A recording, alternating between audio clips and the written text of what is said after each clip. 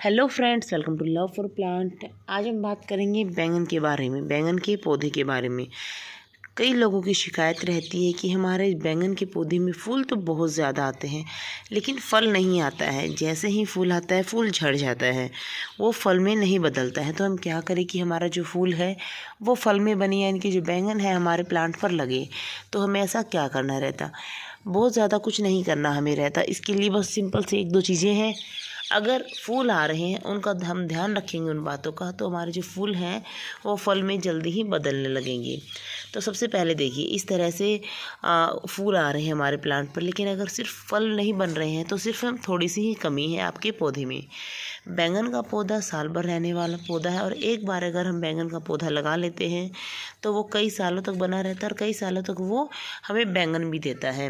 लेकिन जैसे ही एक बार हम बहुत ज़्यादा बैंगन तोड़ चुके होते हैं, लगातार कई महीने तक हमें बैंगन दे चुका रहता है, उसके बाद जो इसमें बैंगन थोड़े से लगना कम हो जाते हैं और थोड़े टाइम पीरियड के लिए इसमें फूल आना भी कम हो जाते हैं।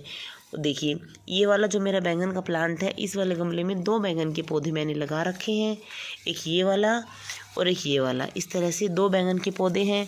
अभी पिछले कुछ दिनों से इसमें भी जो बैंगन है वो नहीं लगे थे तेज़ ठंड में।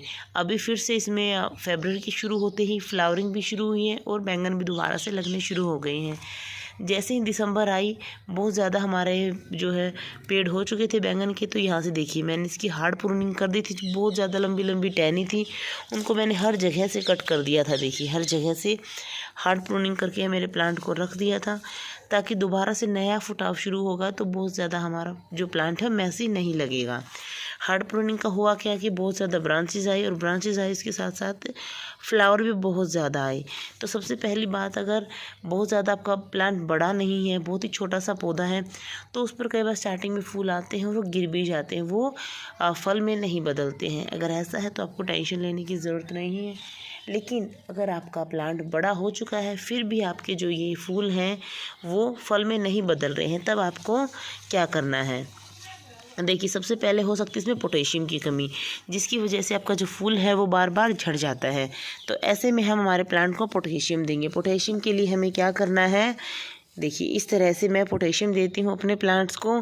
फल उस पर बराबर लगते हैं, वो उस पर जो फूल हैं वो झड़ते भी नहीं, काफ़ी लंबे लंबे इस पर बैंगन हो जाते हैं।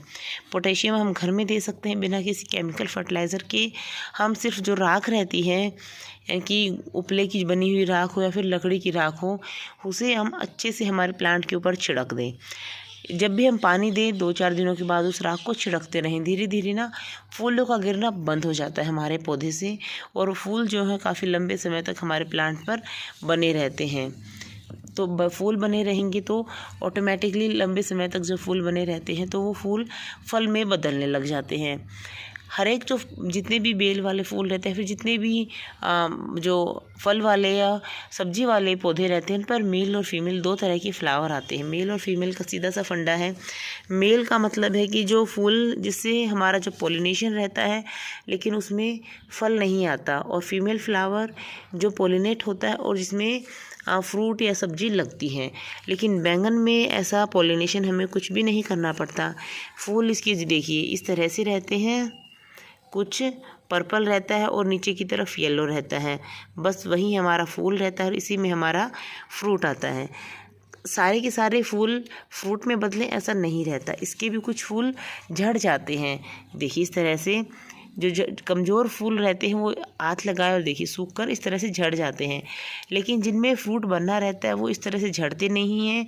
वो उनका जो पर्पल वाला पार्ट रहता है वो झड़ जाता है और पीछे वाला उसमें लगा रहता है, और धीरे धीरे वही हमारा जो बैंगन है उसमें बदल जाता है। एक तो पोटेशियम की कमी है, अगर हम पोटेशियम की कमी दूर करेंगे हमारे प्लांट में तो बैंगन जो है वो लगना शुरू रहेंगे।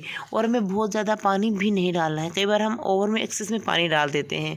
बहुत ज़्यादा पानी डालने से भी हमारे जो फूल हैं वो झड़ते रहते हैं। इसलिए हमें फूल भी जब बहुत ज़्यादा फूल आए तब हमें पानी जो है हिसाब से ही डालना है, ओवर वाटरिंग नहीं करनी है। ओवर वाटरिंग करने से हमारा जो प्लांट है वो फूलों को झाड़ना शुरू कर देता है। और एक और रहता है कि अगर हमारा प्लांट बहुत ज़्यादा मैच्योर हो गया है तब भी उसमें जो फ्रूटिंग नहीं रहती। ऐसी कंडीशन में हमें करना है कि जो हमारा गमला है उसमें अच्छे से हमें खुदाई करनी है, अच्छे से बराबर अच्छे से खुदाई करेंगे तो उसमें ना छोटी छोटी रूट्स रहती हैं जाले जैसी, उन रूट्स को हम हटा देंगे और उसके बाद इसमें खाद डाल देंगे। ऐसा हम लगातार कंटिन्यू करेंगे तो 15 से 20 दिनों बाद ही आपको रिज़ल्ट देखने को मिलेंगे।